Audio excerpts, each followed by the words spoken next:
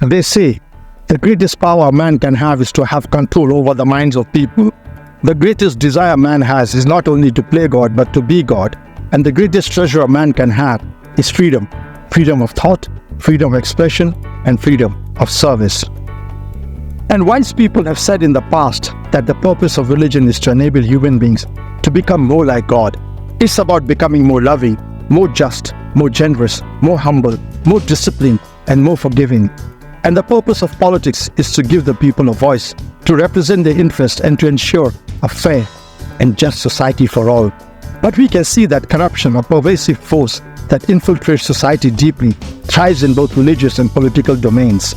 Lord Acton, the 19th century British historian, said, "Power tends to corrupt, absolute power corrupts absolutely."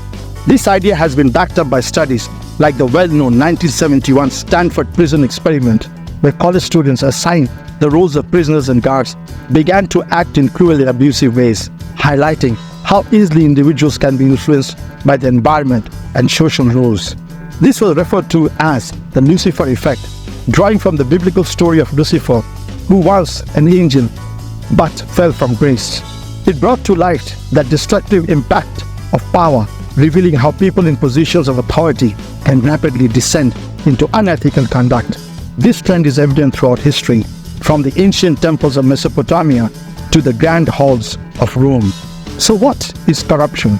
The word corruption is derived from the Latin word corruptus, which means corrupted, and in legal terms, the abuse of trusted position in one of the branches of power, executive, legislative, and judicial, or in political or religious organizations, with the intention of obtaining material benefits, which is not legally justified for itself or for others.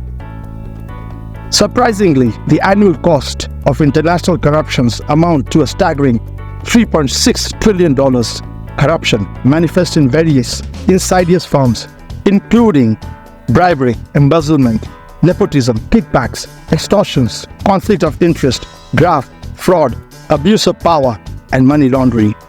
Corruption was referred to as a great sin already in the Bible in Exodus 23 verse 8. It says, "Do not accept a bribe, for a bribe blinds those who see and twist the words of the innocent." And in the sphere of religion, where spirituality and faith converge, corruption has the insidious ability to wrap sacred teachings, manipulate devotees, and foster hypocrisy. Religious leaders may use manipulative tactics to persuade followers to give up their own autonomy and trust the leaders to make decisions on their behalf. People with power can also threaten and intimidate others, leading less powerful individuals often to back down when confronted.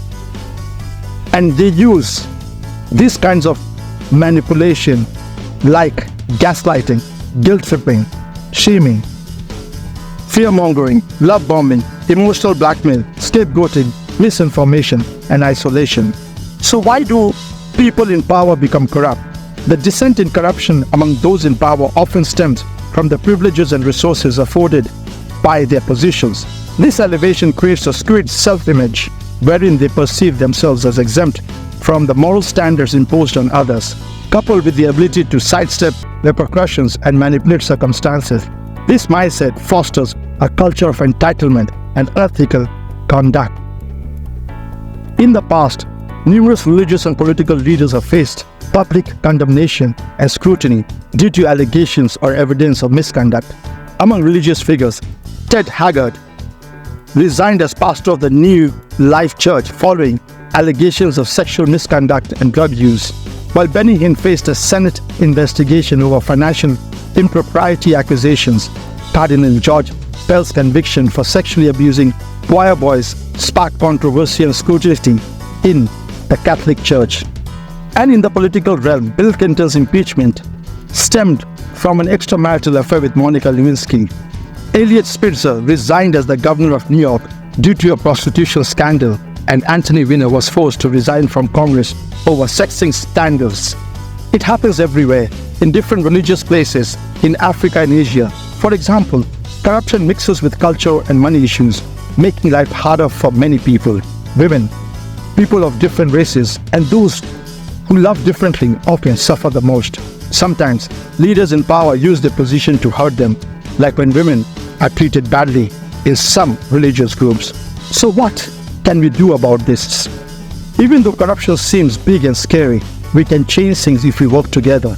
We need to fight corruption with teamwork and laws that are fair.